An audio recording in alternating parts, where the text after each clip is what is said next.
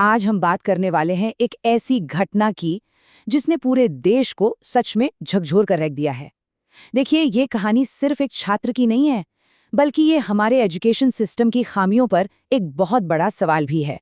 सोचिए जरा, कोई अपने सपने को पूरा करने के लिए इस हद तक बेबस हो जाए कि वो खुद को ही इतना बड़ा नुकसान पहुंचा ले। आज हम उस युवा की कहानी को समझने की कोशिश करेंगे। तो ये कहानी है उत्तर प्रदेश के जौनपुर की। यहाँ एक 24 साल का नौजवान था जो लाखों भारतीय छात्रों की तरह ही डॉक्टर बनने का सपना देख रहा था।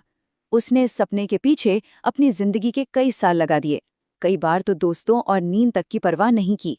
लेकिन नीट अब सिर्फ एक परीक्षा नहीं रह गई है, ये एक हाई स्टेक गेम बन चुका है जो छात्रों पर सफल होने का जबरदस्त दबाव डालता है। सीटें कम हैं और कंपटीशन इतना ज्यादा कि कई छात्रों का हौसला टूटने लगता है। इस प्रेशर को ठीक से समझने के लिए जरा आंकड़ों पर नजर डालते हैं। हर साल 20 लाख से ज्यादा छात्र नीट का एग्जाम देते हैं और सीटें कितनी हैं? महज 1 लाख के आसपास।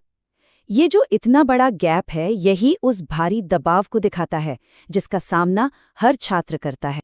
ये जो इतना कड़ा मुकाबला है, ये अक्सर चिंता, डिप्रेशन और यहाँ तक कि नाउम्मीदी जैसी भावनाओं को जन्म देता है। और कई छात्रों के लिए नीट पास करने का ये दबाव बर्दाश्त से बाहर हो जाता है।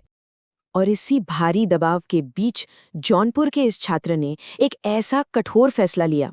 उसने विकलांग कोटे के तहत मेडिकल स्कूल में एडमिशन पाने की उम्मीद में जानबूझकर अपना ही पैर काट दिया। शुरू में तो पुलिस ने भी छात्र की कहानी पर यकीन कर लिया और अज्ञात हमलावरों के खिलाफ केस भी दर्ज कर लिया।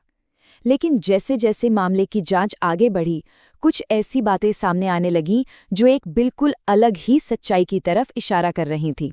जांच से जो पता चला वो ये था कि कोई हमला हुआ ही नहीं था। छात्र ने विकलांग कोटे के तहत मेडिकल स्कूल में एडमिशन पाने के लिए जानबूझकर खुद को घायल किया था।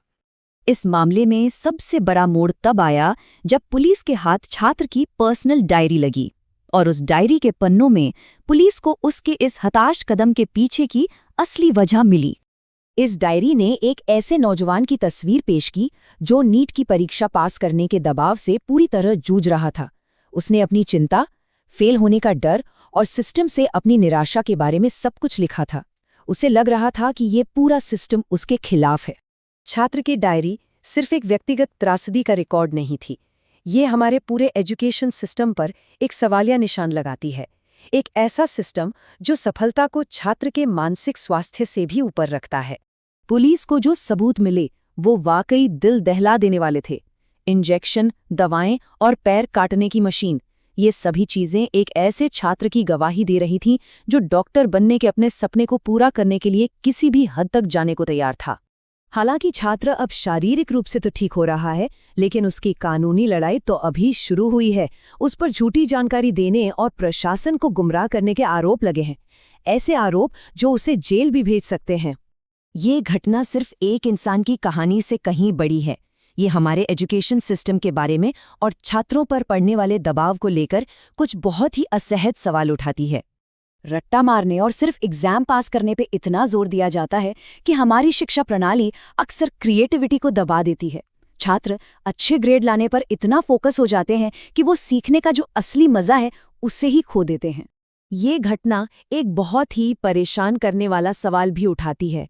क्या छात्रों को अपने सपनों को पूरा करने के लिए अपने शारीरिक और मानसिक स्वास्थ्य की कुर्बानी देने के लिए मजबूर किया जा रहा है? भारत में छात्रों में मेंटल हेल्थ के मुद्दे बहुत आम हैं, लेकिन इसके बावजूद स्कूलों और कॉलेजों में मेंटल हेल्थ सपोर्ट की भारी कमी है।